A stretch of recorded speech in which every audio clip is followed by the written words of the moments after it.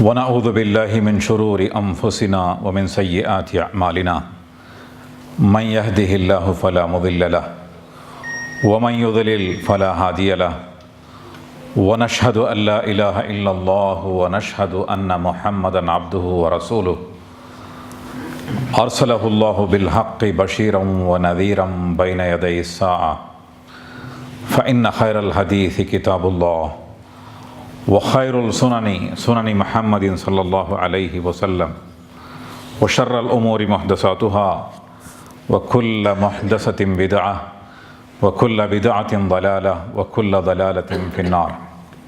أما بعد، فقال الله سبحانه وتعالى في كتاب الله العظيم: أعوذ بالله من الشيطان الرجيم بسم الله الرحمن الرحيم. فبما رحمة من الله لنت لهم ولو كنت فظا غليظ القلب لانفضوا من حولك. صدق الله العظيم. My dear brothers and sisters in Islam, topic of khutbah today is current scenario of Muslim community and guidelines from Seerah or the life of Prophet Muhammad sallallahu alaihi wasallam. The tragedy of modern day Muslims is a large number of Muslim population has a very limited understanding of Deen and also limited understanding of Seerah. The word Deen is normally translated in English language as religion. And if you go and check what religion is, it is defined as a set of rituals and system of worship. This is what is most of the religions are. And if you take most of the major religions, this is true with those religions. It is system of worship or a set of rituals. That is what is religion. But the word in Arabic, deen, is broader than this concept of religion. And it is more related to every aspect of a judgment on every aspect of human life. For example, when a judgment is given in court, the Arabic word for that is adana, which is judgment. And you all know the word deen when you recite in Surah Al-Fatiha. Maliki yawmiddin. What is the translation? Translation is not the Lord of the day of religion. That is not the translation. The translation is Maliki yawmiddin, means Lord of the day of judgment. The deen there means judgment. We recite every day, but we never ponder over the meaning of it. So religion is not the actual translation. Because of the limitations of language, we may call it religion. But a deen means it is a kind of a code of life, a judgment on every aspect of your life. How should be your personal life? How should be your social life? How should be your economic life? How should be your public administration? And how should be every single and bigger aspect of your life? This is defined in religion. So this is the broader concept of religion, broader concept of deen. So this understanding is necessary for Muslims. Also Seerah, the life history and life story of Prophet Muhammad sallallahu alaihi wasallam, should not be limited to Rabiul Awwal alone. We can see a large number of Muslim population everywhere in the world during the month of Rabiul Awwal, and especially on Rabiul Awwal 12, which is said to be the birthday of Prophet Muhammad sallallahu alaihi wasallam. But there is difference of opinion whether this is the same day, Rabiul Awwal 12th, is the birthday or not. But there is consensus that this is the day when Prophet Muhammad sallallahu alaihi wasallam passed away. But there is no special kind of rituals or special kind of celebration in any traditions of Prophet Muhammad sallallahu alaihi wasallam or practices of Sahaba rizwanullahi ta'ala alayhim ajma'in on this particular day. That's why it's necessary that we have to talk about Seerah, life story of Prophet Muhammad sallallahu alaihi wasallam, and learn lesson from it in every aspect of your life. It is as broader as deen itself. So this is what is the broader concept of Seerah, and that understanding is very much necessary. And today we can see for every problem of Muslim community, There are a lot of solutions and a lot of guidelines in Seerah of Prophet Muhammad sallallahu alaihi wasallam. One of the major problem of today, for example, today's Arab Times, our newspaper, when I was reading, there is a headline saying that almost 86,000 people died in Syria alone, in internal clash, fighting between Muslims and Muslims. So there are hundreds of thousands of people dying every day for mutual fights. You can see the Muslims are fighting against Muslims. This is the scenario in the world. And if it continues for several years, for sure we don't need any external enemy for the biggest downfall and collapse of the Muslim community. And Prophet Muhammad sallallahu alaihi wasallam, from the first day until his last sermon, he was giving very much emphasis for the brotherhood and mutual understanding of Muslims. And if you see, during the last sermon of Prophet Muhammad sallallahu alaihi wasallam, whatever he said is an important guideline we should remember on every day. And before telling this guideline, he said, "Isma'u qawli, فإني لا أدري لعلي لا ألقاكم بعد عامي هذا بهذا الموقف أبدا." Listen carefully, because I may not be able to address all of you in such a big gathering. That's why you have to listen carefully and take a note of it and practice it in your life. After that, the first thing he said, what is the first thing he said? "Inna dima'ukum wa amwalukum haramun alaykum ka hurmati yawmikum hadha." Verily, your life and your wealth is sacred to each other. Like this day of Yawm al-Arafat is sacred and honored day for you, or this month of Zulhijjah is honored day for you. Like that, your life and your economy and your wealth should be sacred for you. Don't split blood of Muslims and never spoil the wealth of Muslims. Take care of yourself. This was his last advice, and he said, remember it every day. And if you see, these guidelines are how relevant today. There are a lot of infights going on and between Muslims, and a lot of Muslims are being killed by Muslims themselves. And if you see, the religion, when the Islam came, the blessings came to human beings in Arabia. One of the major change happened in Arabia is unity, and Islam came as a unifying force. If you see the history of Arabian Peninsula in 7th century, very distinct feature of this peninsula was there were so many tribes and wars were going on for small petty reasons. Like in Medina, there were two major communities, Aus and Khazraj. No bigger reason is required for them to fight. Camel of one community goes and grazes in the field of another community, and a war will break out. And war will continue for several years. This was the scenario. For simple reasons, petty reasons, people used to fight. But Islam came.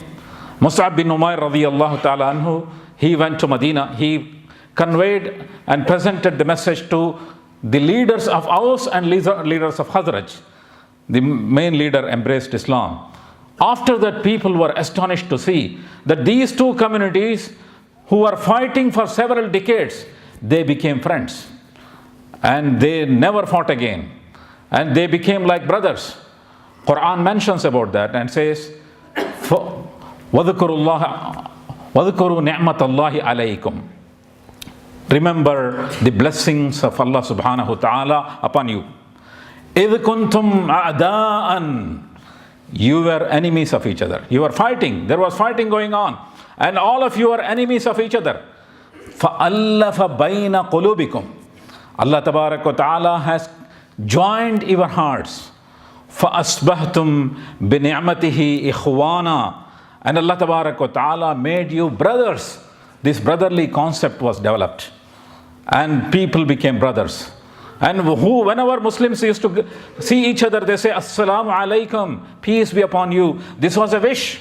This was a dua. It's not just a tradition. Assalamu alaikum. It's not like that. Assalamu alaikum means I wish peace for you, and you can only expect peace from me, and always I wish peace for you. That's why Prophet Muhammad sallallahu alaihi wasallam encouraged it. And he said, لا تدخلون الجنة حتى تؤمنوا. You will not enter paradise unless you believe. ولا تؤمنوا حتى تحابوا. And you cannot become a believer unless you love each other. You cannot become a believer when you have lot of hatred against each other. When you see, if you see lot of people are giving fatwas that he is mushrik, he is kafir, he is doing, the only non-Muslims who are calling us Muslims.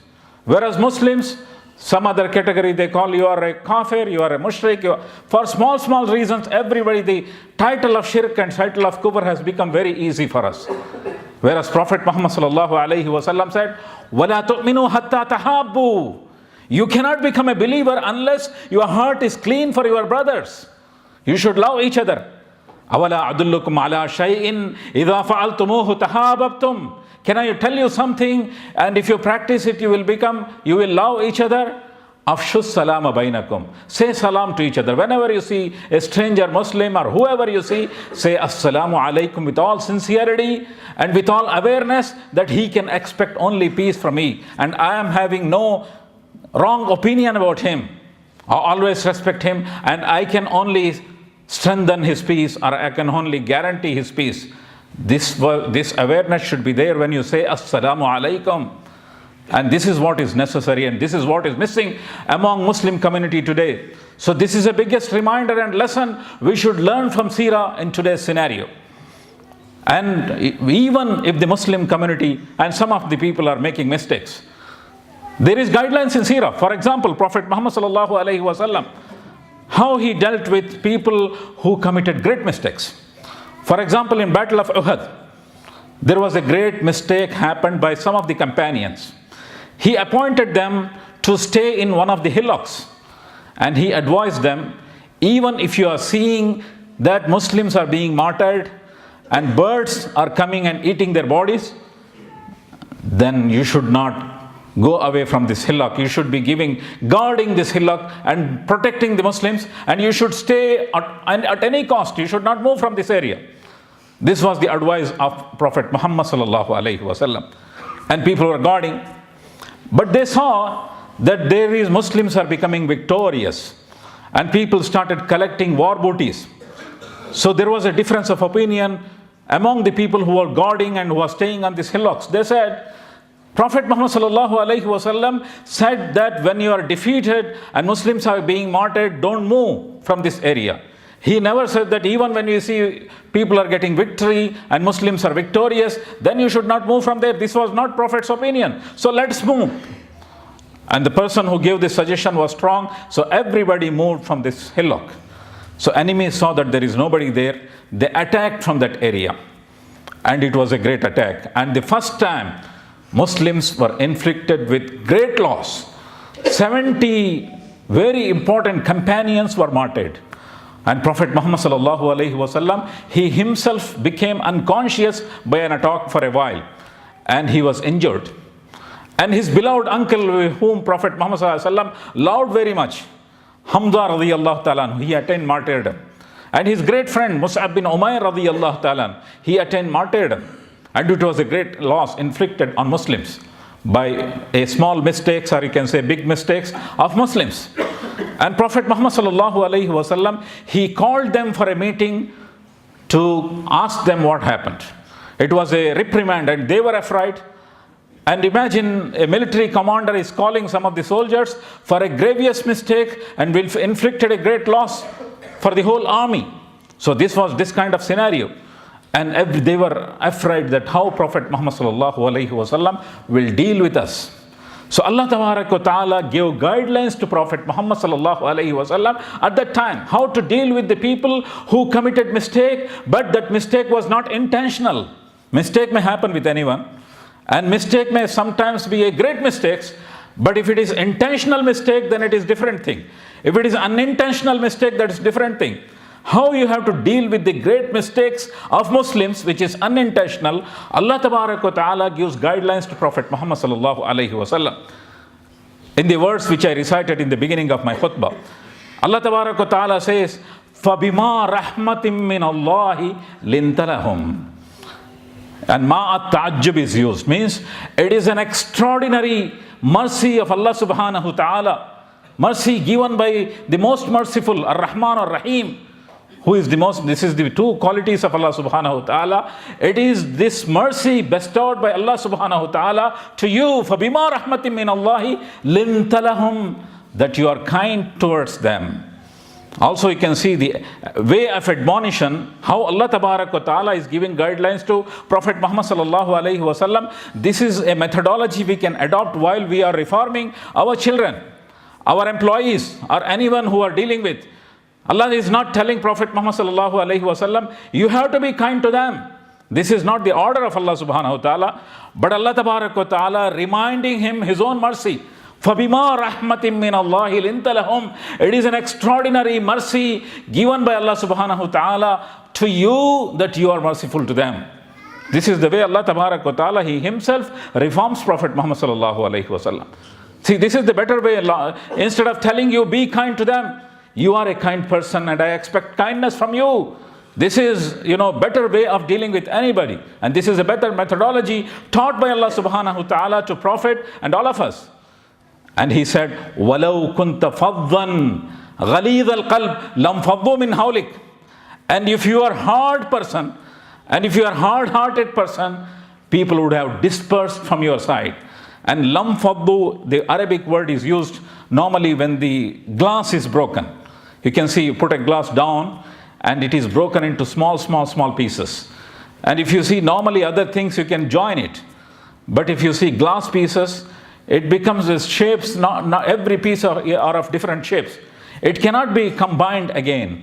It cannot be joined again. So this kind of thing will happen, that people will disperse from you if you are hard-hearted, and if you are a very strong person, and if you are a very hard-hearted person, and people from your side. And again Allah Tabarak wa Ta'ala says, فَعْفُ عَنْهُمْ وَاسْتَغْفِرْ لَهُمْ وَشَاوِرْهُمْ فِي الْأَرْضِ وَشَاوِرْهُمْ فِي الْأَمْرِ وَإِذَا أَذَمْتَ فَتَوَكَّلْ عَلَى اللَّهِ. Allah Tabarak wa Ta'ala says, forgive them. Not only forgiving them, but ask for forgiveness for them. This is something great.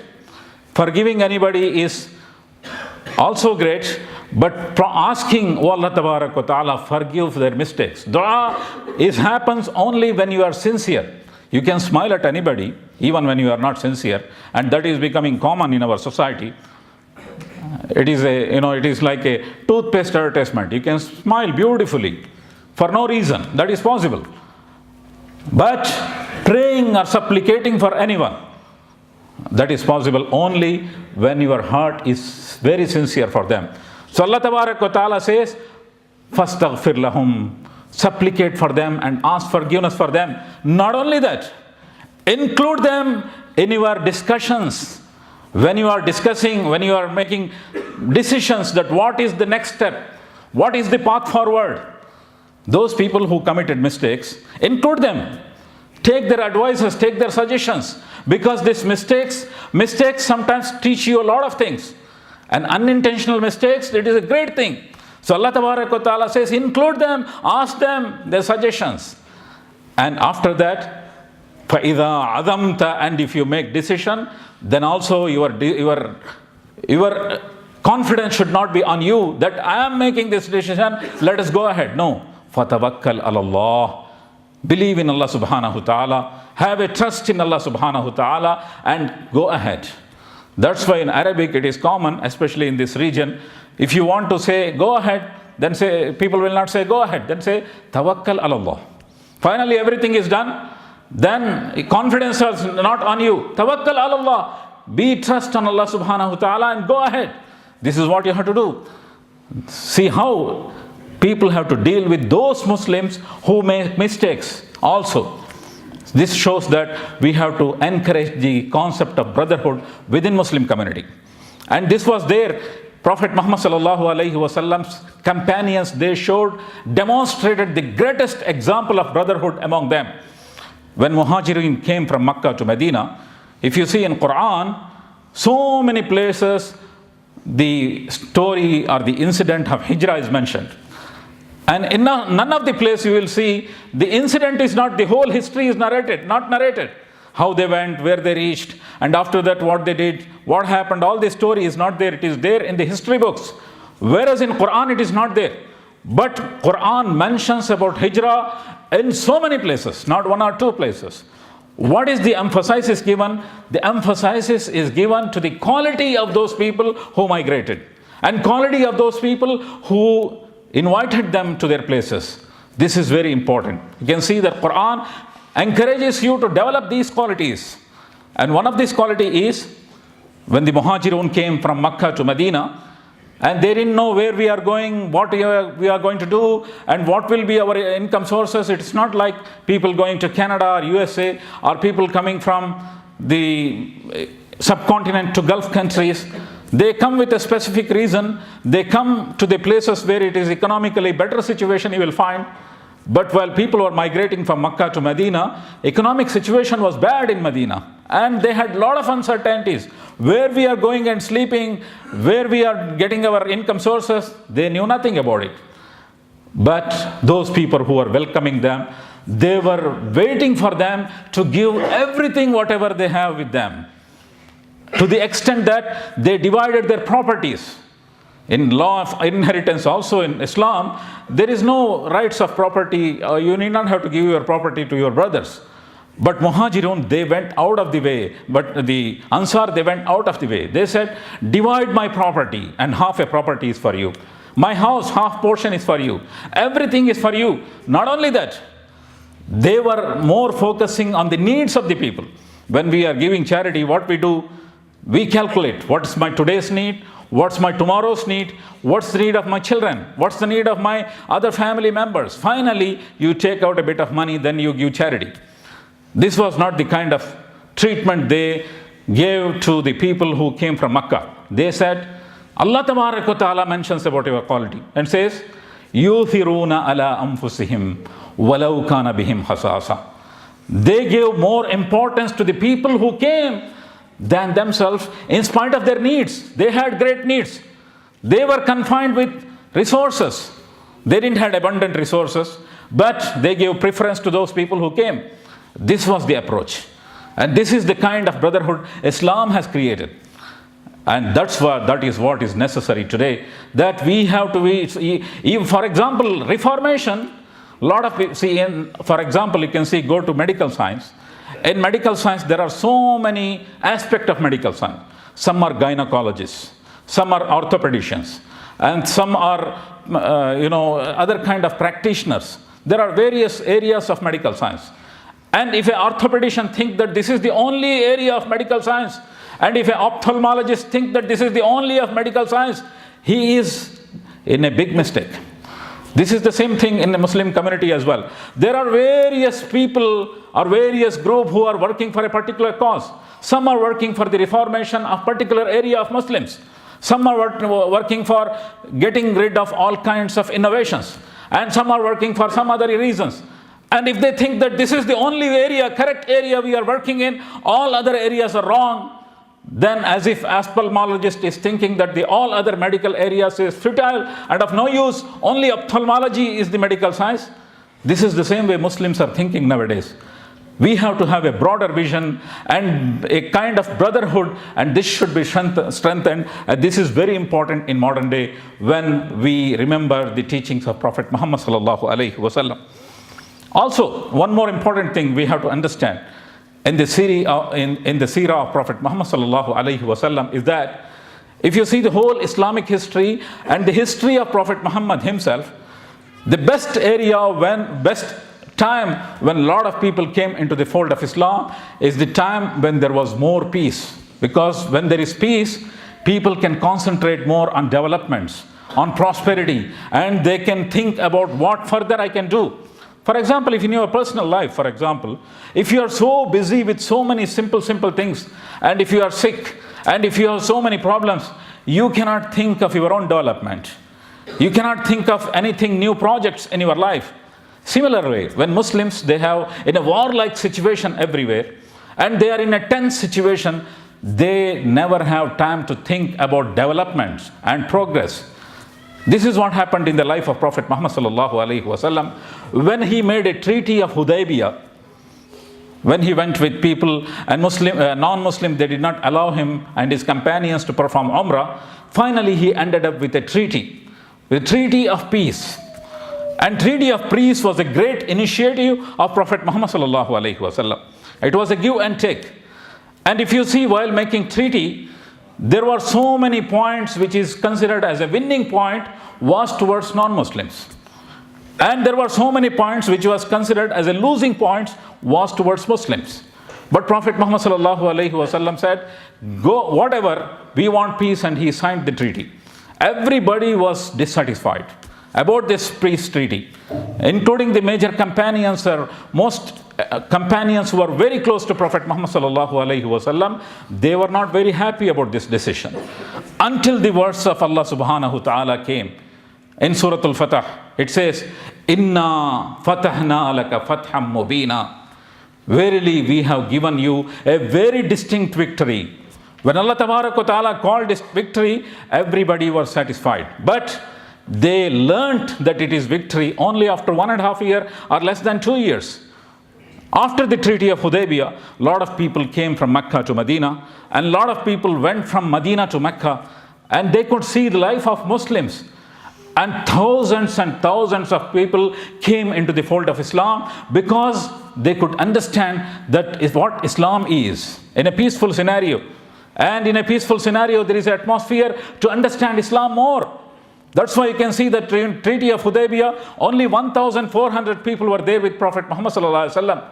But after 1.5 years or less than 2 years, when he was entering Mecca to conquer Mecca, there were more than 10,000 people.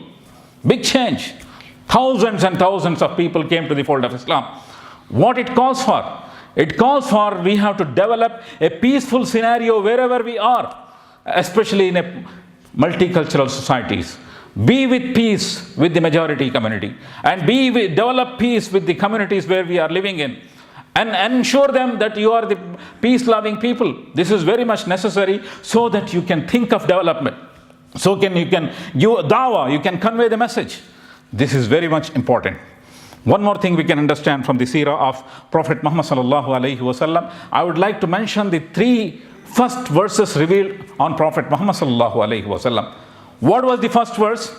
First verse says, Iqra bismi rabbika alladhi khalaq. Khalaq al-insana min alaq. Iqra wa rabbuka al-akram.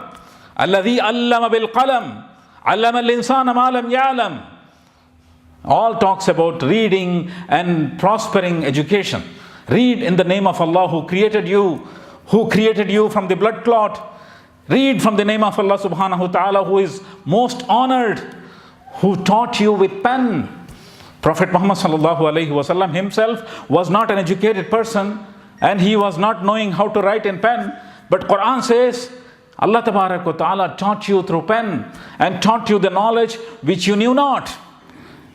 And if you see, Muslims, as soon as the message of Islam came, Muslims started encouraging education. And there was a biggest change in the educational scenario of Muslims. Within 100 years, you can say, Arabian Peninsula was uneducated area. And people were very less educated compared to the whole world. But when Muslims, they became strong within 100 years. Within 20 years, they conquered the 2 superpowers. And within 100 years, biggest learning centers were in Muslim areas. Cordova and Baghdad were the 2 educational centers. People from all over the world came to these educational centers for learning, and Muslims were the rulers or leaders of the world. Today you can see that we have a lot of money. Many Muslim countries are very rich Muslim countries. But where is the best university in the world? If you search Google, nowadays Google, you can find everything. Google it. You may find it in Israel, but you will not find it in any of the Muslim countries. Educational status, if you see among Muslim countries, very less. We have gone behind. We have not learned the lesson from the seerah of Prophet Muhammad sallallahu alaihi wasallam. That's why there is no prosperity. That's why it is necessary. A lot of people in the Gulf, they are thinking how we have to invest our money. I would say better investment is invest for education of your children, of your offshoots, and of your community. This is the best investment for the coming generations. And this is what is necessary. This is what our community needs. So we have to focus on education. Also, the second revelation says, Ya ayyuhal muddassir, qum fa anzir. It says, oh one who wrapped get up and convey the message. Convey whatever revealed from Allah subhanahu ta'ala. وَإِلَّن تَفْعَلْ فَمَا بَلَّغْتَ رِسَالَتَهُ وَاللَّهُ يَأْسِمُكَ مِنَ النَّاسِ. And Allah tabarak wa ta'ala will protect you from the evil of the people. And the word balagh, which is more used for media. We have to have better media. Here Prophet Muhammad sallallahu alaihi wasallam, how he conveyed through all the medias which was there relevant at that time. He climbed on the mountain and he said, Ya Sabaha. That was the media of that time. He used it. Today we can see that we are lagging behind in media and our image is distorted everywhere. For example, you can take a small example. I sometimes used to go to prison in Kuwait for giving them Islamic lessons to the prisoners. And I was amazed and I was very much satisfied to see that best facilities are provided to prisoners in Kuwait. They are enjoying, best food is provided and best, all kinds of amenities are provided. And most of the prisoners, you can see, though they are prisoners, you can see they have no complaints about the facilities given to them. And this is the practice of Muslims from the early days, that they treated prisoners very well. For example, how Prophet Muhammad sallallahu alaihi wasallam treated prisoners. When the prisoners came, they were given shelter in masjid. There was a place in masjid which is identified as a place for prisoners. And Prophet Muhammad sallallahu alaihi wasallam said, bring food from your houses for the prisoners. And Allah tabaraka wa ta'ala mentions in Quran, وَيُطْعِمُونَ الطَّعَامَ عَلَى حُبِّهِ مِسْكِينًا وَيَتِيمًا وَأَسِيرًا. And they feeded the people for the sake of Allah subhanahu wa ta'ala, to seek the pleasure of Allah subhanahu wa ta'ala, to yatim, to orphans, and to the poor people, and wa asira, for prisoners. Muslims are treating prisoners very well. They have treated always, most of the prisoners who came as a prisoners, they embraced Islam. Whereas you can see modern day, most advanced countries and so-called torchbearers of peace and justice in the world, many countries, see their prisons. See the history of Abu Ghraib. See the history of Guantanamo Bay and many secret prisons in the world. How they treated. It's a gut-wrenching treatment. You cannot imagine how this treatment is rendered to the human beings. Inhuman treatment. But where is our media? Media is highlighting only if there is a small mistake by Muslims, it is highlighted as if they are doing all mistakes. And Islam is being equated with terrorism. Whereas if somebody is doing something else, nothing is highlighted. Because we are not in media. With us, no media is there. We are not the owners of CNN. We are not the owners of BBC. What media we have, which has a high influence, a popular media is not under our control. That's why Qum fa anzir means you convey the message. And balligh, conveying is not possible only through books and lectures. Today, all our dawah is books and lectures. Books and lectures is one aspect of dawah, whereas it is necessary that you have to convey, you have to build your image. A proper image has to be created. This is only possible you have a strong control over media. I have a limited time, that's why I'm going to conclude. Otherwise, there are a lot of lessons we can learn from the seerah of Prophet Muhammad sallallahu alaihi wasallam. It is very important that we have to focus and learn the lessons from the seerah of Prophet Muhammad sallallahu alaihi wasallam and to implement it in our life. Barakallahu lana wa lakum. ونفعني وإياكم بآياته والذكر الحكيم إنه تعالى جواد كريم ملك بر رؤوف رحيم ورب حليم.